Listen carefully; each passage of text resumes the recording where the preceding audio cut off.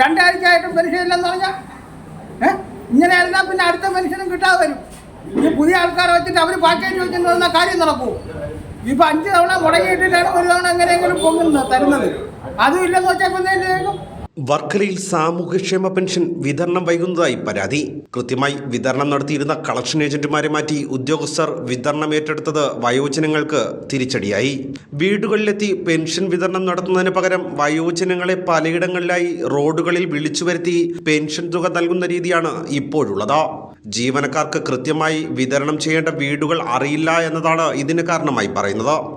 ഇത്തവണത്തെ പെൻഷൻ ബാങ്കിൽ 2 മാസം ബാങ്കിൽ വന്നവർക്ക് 2 ആഴ്ചയായി. അല്ലാതെ സാധാരണക്കാർക്ക് ഇവർ കൊണ്ടു തരുന്നില്ല. അവർക്ക് സമയമില്ല. എന്ന് വെച്ചാൽ പുതിയ ആൾക്കാരാകുമ്പോൾ അവർക്ക് വീടൊന്നും അറിഞ്ഞൂടാ. അപ്പം നമുക്ക് പെൻഷൻ ഇതുവരെയ്ക്കും കിട്ടിയിട്ടുമില്ല. ബാങ്കുകാരൊക്കെ ഇപ്പോൾ 2ാം തവണ കിട്ടാനുള്ള സമയമായി. ജോലി 9 മണിക്ക് കയറി 5 മണിയുടെ ജോലി ചെയ്തിട്ട് ഇത് കൊടുക്കാമെന്ന് പറഞ്ഞാൽ ശരിയാവത്തില്ല. പിന്നെ ഒരു കാരണം, വെളിയിലുള്ള പാർട്ടിയാണെങ്കിൽ ഞങ്ങൾക്ക് ബാങ്കിൽ വന്ന 2ൻ്റെ അന്ന് ഞങ്ങൾക്ക് പൈസ കിട്ടും. ഇതിപ്പോൾ എത്ര 2 ആഴ്ച കൂടുതലായി. അത് ഇങ്ങനെ വിതരണം ചെയ്താൽ ആർക്കും ഒന്നും കിട്ടൂല. ബാങ്ക് നമ്മളെ പൈസ മേടിച്ചിട്ട് അവർ വച്ചിരുന്നത് ഒരു കാര്യവുമില്ല. അതുകൊണ്ട് ദയവ് ചെയ്ത് നമുക്ക് പെൻഷൻ പഴയതുപോലെ കിട്ടാനുള്ള കാര്യം നോക്കണം. 2 ആഴ്ചയായിട്ടും പെൻഷൻ ഇല്ലെന്ന് പറഞ്ഞാൽ ഇങ്ങനെയല്ല പിന്നെ അടുത്ത പെൻഷനും കിട്ടാതെ വരും. ഈ പുതിയ ആൾക്കാരെ വെച്ചിട്ട് അവർ പാക്കേജ് വെച്ചിട്ട് വന്ന കാര്യം നടക്കൂ. ഇപ്പം 5 തവണ മുടങ്ങിയിട്ടിട്ടാണ് ഒരു തവണ എങ്ങനെയെങ്കിലും പൊങ്ങുന്നത് തരുന്നത്. അതും ഇല്ലെന്ന് വെച്ചാൽ പിന്നെ നഗരസഭയിലെ 33 വാർഡുകളിലും സഹകരണ ബാങ്ക് നിയമിച്ചിട്ടുള്ള കളക്ഷൻ ഏജന്റുമാരാണ് മുൻപ് പെൻഷൻ വിതരണം നടത്തിയിരുന്നത്.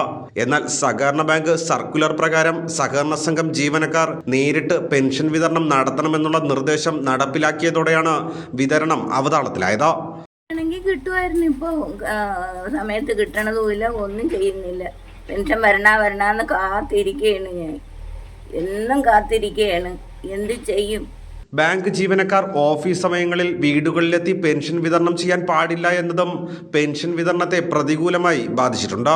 രാവിലെ 9 മണിക്ക് മുൻപും വൈകിട്ട് 5 മണിക്ക് ശേഷവുമാണ് ഇപ്പോൾ പെൻഷൻ വിതരണം നടക്കുന്നത്.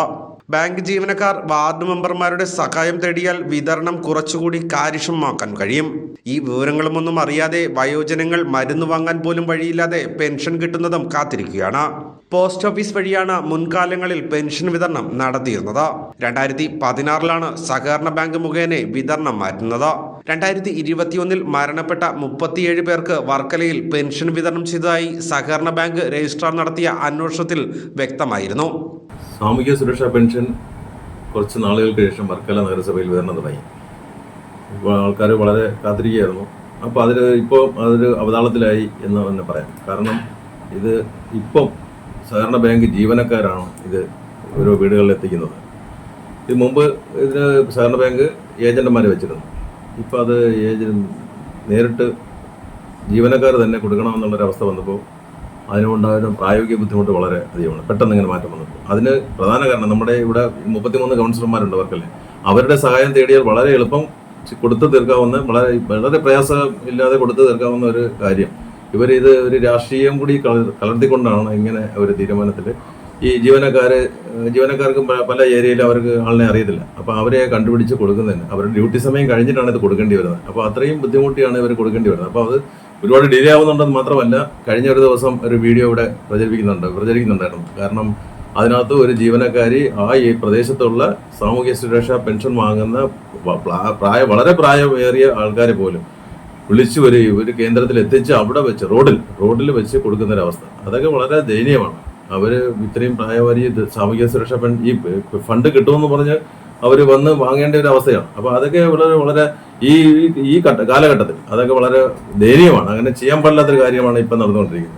ഇതിന് കാരണം ഇപ്പം ഈ ഏജന്റുമാരെ മാറ്റാൻ ഇത് കൊണ്ടുകൊടുത്തിട്ട് വിതരണക്കാരായിട്ടുള്ള ഇപ്പം ഒരു രാഷ്ട്രീയ കക്ഷിയുടെ കുറേ ആൾക്കാർ അവരുടെ ഒരു ഏജന്റുമാരാണ് ഇത് കൊടുത്തോണ്ടിരുന്നത്. അവരെ മാറ്റാൻ പ്രധാനപ്പെട്ട കുറേ കാരണങ്ങളുണ്ടായിരുന്നു. അവർ ഈ പെൻഷൻ തിരിമറി നടത്തിയതാണ് പ്രധാനപ്പെട്ട കാര്യം. 37 പേരുടെ പെൻഷൻ തുക തിരിമറി നടത്തിയിട്ടുള്ളൂ. അതിനകത്ത് 9 പേരുടെ ബാങ്കിലാണ് പോയിട്ടുള്ളത്. ബാക്കിയുള്ളവരുടെ എല്ലാം നേരിട്ട് വീടുകളിൽ എത്തിക്കുന്ന പെൻഷനായിരുന്നു.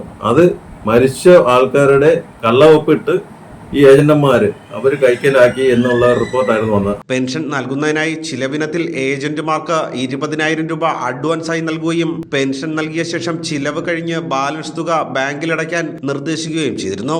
ഇത് ഗുരുതര വീഴ്ചയായും കണ്ടെത്തിയിരുന്നു. വർഷങ്ങൾ കഴിഞ്ഞിട്ടും നാളിതുവരെ ഇതിന്മേലുള്ള അന്വേഷണത്തിൽ പുരോഗതിയില്ല. ഭാരത് വിഷൻ, വർക്കല.